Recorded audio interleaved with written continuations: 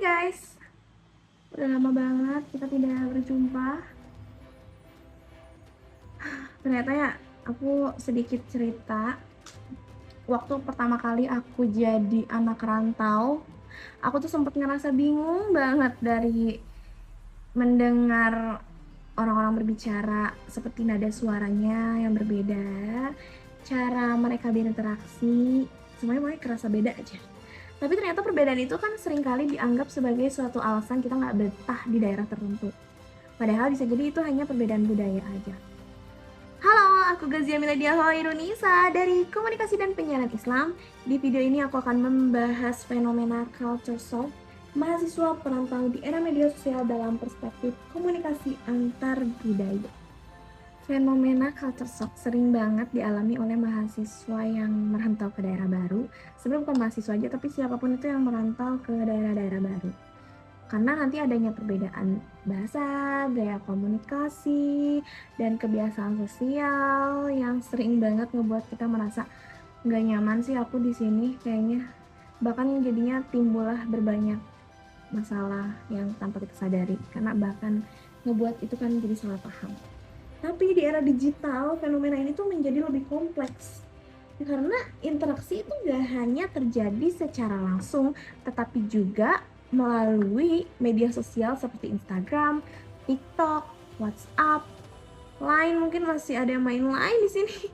Perbedaan cara berkomunikasi di ruang digital tuh sering banget memicu kesalahpahaman, bahkan tuh kita nggak sadar atas kesalahan tersebut. Nah, kalau dalam komunikasi antar budaya, culture shock itu merupakan reaksi emosional yang dialami individu ketika menghadapi lingkungan budaya yang berbeda. Menurut teori culture shock, biasanya itu terjadi karena adanya perbedaan nilai dan cara berkomunikasi yang gak sesuai banget dengan kebiasaan kita sebelumnya. Contohnya, mahasiswa yang emang biasanya terbiasa dengan komunikasi yang lembut, gak ada gitu lah istilahnya nadanya tinggi gitu. Tapi mereka akan merasa kaget ketika berada di lingkungan yang memang komunikasinya terbuka atau blak-blakan.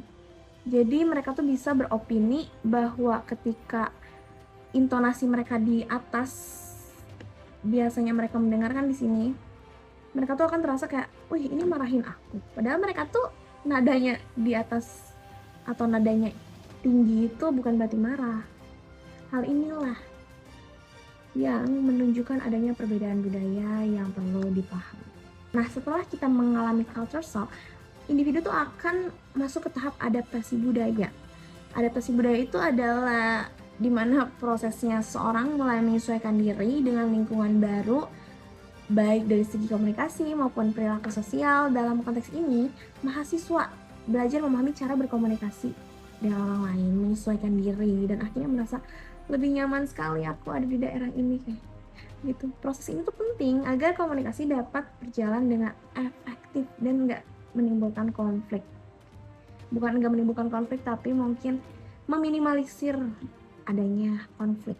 Jika dianalisis lebih dalam, culture shock itu di era digital seringkali tidak hanya disebabkan oleh perbedaan budaya secara langsung, tetapi juga karena kurangnya pemahaman dalam komunikasi di media sosial. Banyak loh orang yang cenderung menilai cara komunikasi kita berdasarkan sudut pandangnya sendiri. Hal ini yang bisa menyebabkan kesalahpahaman, bahkan berbagai konflik itu tiba-tiba ada karena nggak adanya tuh upaya kita untuk memahami latar belakang budaya yang berbeda. Dengan kata lain, bukan karena perbedaan budayanya saja, tetapi juga pada cara kita merespon perbedaan tersebut. Menurut saya, culture shock itu bukanlah hal yang negatif, tetapi merupakan bagian proses pembelajaran kita dalam kehidupan sosial. Melalui pengalaman inilah, seseorang tuh bisa menjadi lebih terbuka, lebih toleran, dan lebih memahami keberagaman budaya. Terutama di era digital dong, kemampuan memahami perbedaan menjadi sangat-sangat penting agar komunikasi itu tetap berjalan dengan baik. Nah, di sini aku sebagai mahasiswa di era digital dan masyarakat multikultural, kita tuh perlu lebih bijak lagi dalam berkomunikasi. Nggak hanya semua perbedaan itu adalah kesalahan ya, atau sesuatu jadiin alasan bahwa kita nggak betah di daerah tertentu atau di hal-hal lainnya.